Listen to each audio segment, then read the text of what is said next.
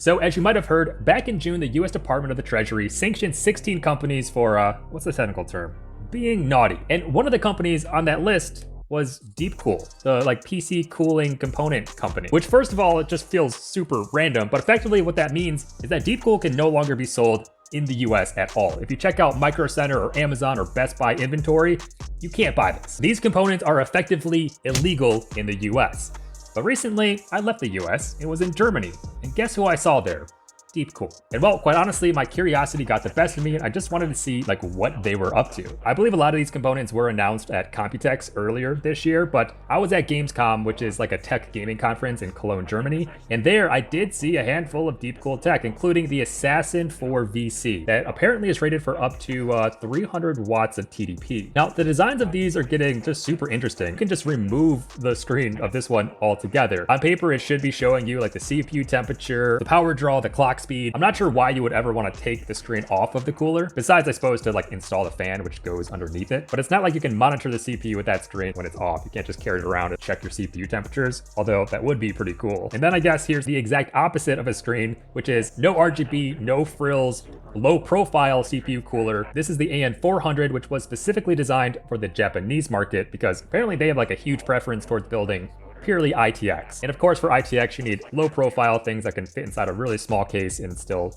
pump out a bunch of cooling. Deepcool did also just get a new patent for this specific design where you can see into the CPU fan's motor, which is honestly really cool. I do like being able to see the brushless motor in all of those coils. It also totally gives a vibe of that Iron Man arc reactor. I really got to see if another company makes something similar to that because these do look really cool. The person I was talking to said they were also transitioning this transparent fan technology over to their dedicated case fans as well, which gives me ideas for a fully transparent PC build. Because honestly, seeing through tech, transparent tech is kind of a hot topic right now. Speaking of ITX, they also have a new dedicated small form factor power supply, as well as some updated ITX cases and actually mid-sized tower cases as well. But they have this new design, which is supposed to add a ton more customizability in the sense that you can add these little rubber dots to make pixel art all over your case. It certainly gives off a certain type of aesthetic, more arts and crafty. But the nice thing about this is that you could hypothetically change it whenever you felt like. Knowing me, I would spend a lot of time making one design and then never change it ever. But what I'm most curious about this is you actually are blocking the mesh when you put in these little, rubber pixels. So it seems like it would impact airflow in cooling, especially for these smaller cases. I'd be careful about designing too much so you don't block all of the airflow. Something small like this here and there doesn't seem like it would affect the airflow all that much, but it is interesting. They're kind of sending mixed messages with going after ITX cases with their cooling components, but then also building an ITX case that you could effectively block into a box with no airflow. Oh, hey, Deucey. My dog wanted to come say hi. Oh.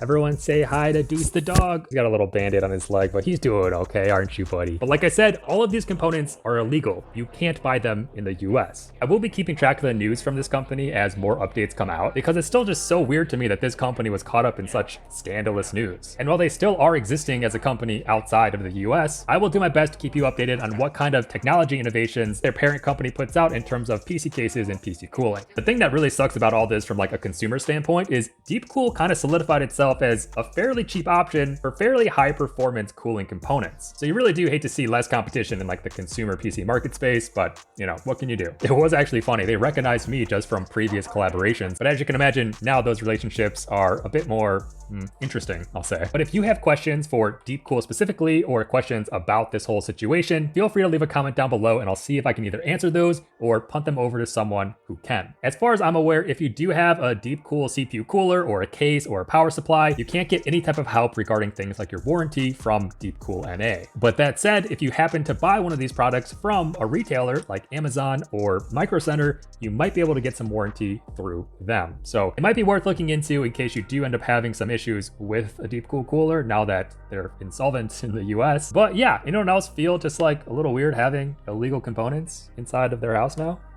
I do. Well, Deepcool recognized me. The last video I made about them was talking about how they did in fact get sanctioned by the US Treasury to not be able to sell through their same branding. Apparently that's still getting worked out, so I will keep you updated. I now have a direct contact with them. So yeah.